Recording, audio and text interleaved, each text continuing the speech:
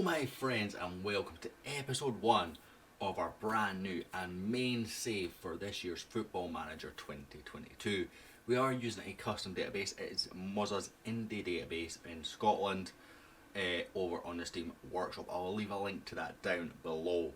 Cracking database will allow us to go back into the EU. We'll have some story stuff related to that, but I wanted to just cover beforehand. I don't want to get too much into politics in regards to that.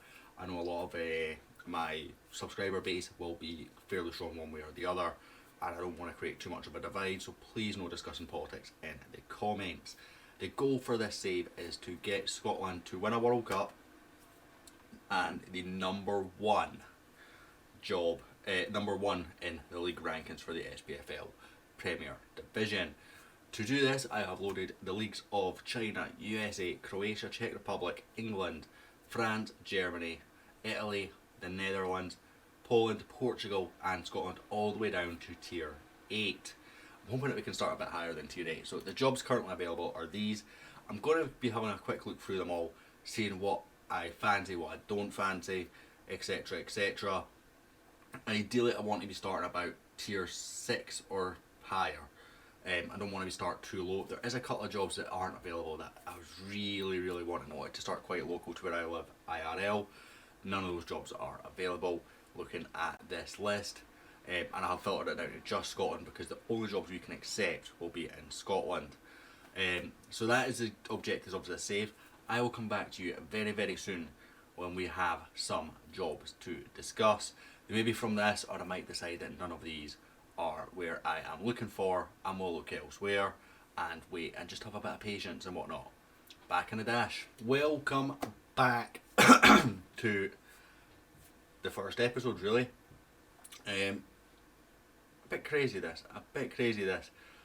We skipped forward till November and it's now just before Christmas. I've applied for a bunch of jobs. I had one that was preferred, didn't even get an interview for it.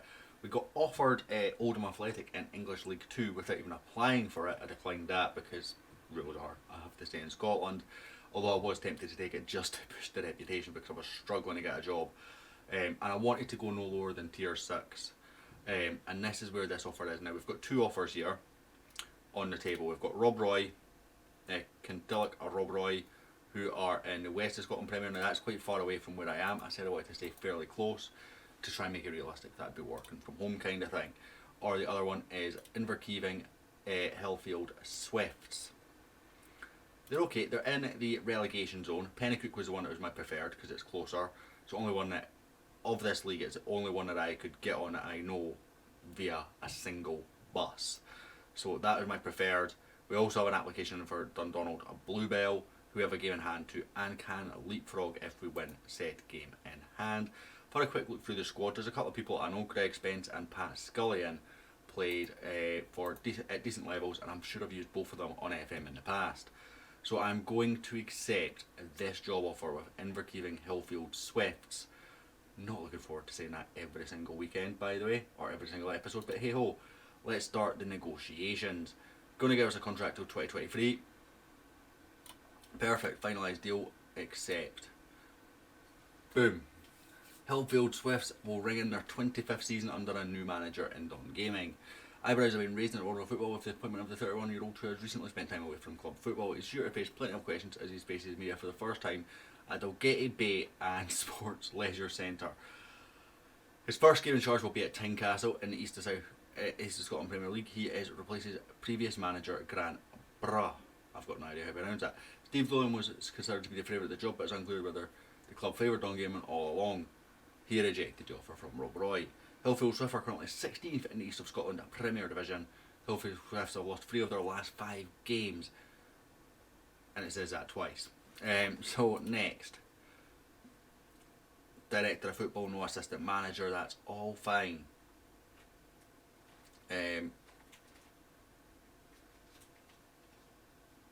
Finished 7th for the only time in 2020 and won the Alex Jack Cup in 2021.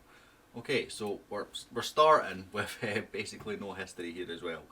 So this is a little interesting club. I don't know a lot about them, but hey ho, is what it is. We'll schedule all that. That's fine. Amber, behave. Colin Murray, do you know what? I will renew your contract straight away. Offer contract. With Mazzalia, no, I don't see you as a Mazzalia. £40 a week, perfect. Remove and exclude, remove and exclude. Bump. Right, done. And what is your report? Tier 7 standard player. So he's actually tier lower than where we are. Brody Strang is our best player. Hey ho, is what it is. Is what it is. This is going to be a bit of work. A bit of work. So, I'm going to go away in a minute and sort out tactics and stuff, but let's have a look. Do we have anyone in the under 18s? We do. We've got Ian Scullion, who's a 16-year-old goalkeeper regen, new gen, not particularly good. We've got this guy, a centre back, not particularly great, decent in the air though, and we've got this guy who's out on loan at Head at Uni. I mean, I don't really know what to expect for this level, let's be honest. Staff wise, we have one coach, one scout, that is it. We have got a job on our hands. How good is it? Pat Scullion's a player coach, so how good is your staff attributes? Okay, and you're a caretaker manager, so that's interesting.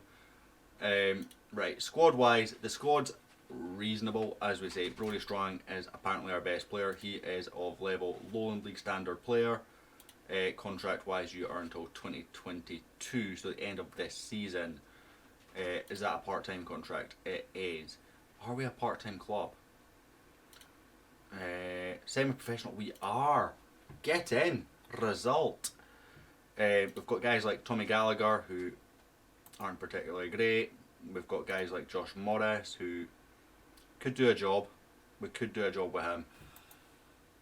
Right, so guys, I'm going to go away, have a look at this squad properly and build a tactic. What I'm saying straight away is we don't have an abundance of wingers or central midfielders. In fact, we don't have an abundance of anything, really. You're definitely a better goalkeeper, but how long? Well, God. Right, you're out for forever, basically. Everyone else looks okay. Greg Spence will lead the line for us. He's reasonable. He's not brilliant. He's a Lowland League player by standards, so, you know, hey-ho. Right, back in the dash, guys. So, I've skipped forward 2 days, trying to get some trials in, see if there's anyone more bringing in just now, approaching assistant manager, etc, etc. This is a team, and the tactics, by the way, that we are going to be using. There is holes galore in this team. In terms of wage budget, there's nothing, absolutely nothing available. In terms of league, well, say there's nothing available, £65, but you know, it's one player really. We're in trouble. Win our game in hand, we can jump up to 13th. That's what we need to do. Rules, loan rules is what I'm looking for here.